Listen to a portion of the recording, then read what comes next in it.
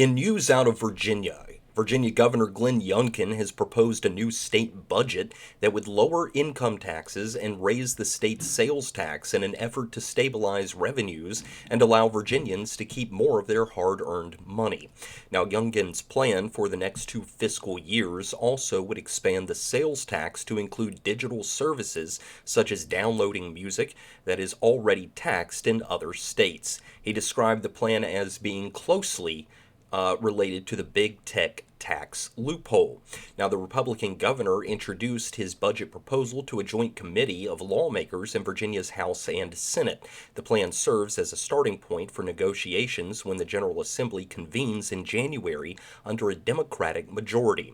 Democrats swept November's legislative elections on a campaign of protecting abortion rights, flipping the House and maintaining a Senate majority after 2 years of divided power.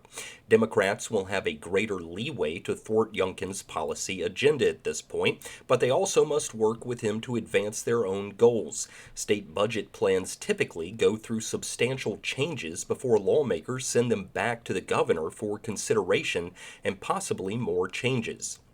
Now, Governor Youngkin campaigned in 2021 on a promise of cutting taxes and previously signed about $4 billion in tax relief into law in 2022.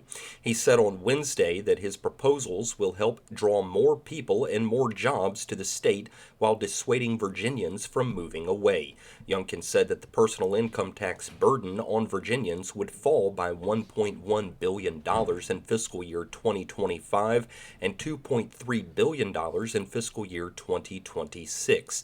The cuts would be offset, according to the governor, by a 0.9% increase in the state's sales tax.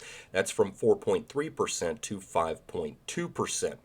Revenue also would come in from the sales tax expansion to digital services. He stressed that the state would not tax additional services, such as those provided by barbers or lawn care businesses. The governor's budget also would invest more in workforce training, job recruitment, and education, as well as including bonuses and raises for teachers.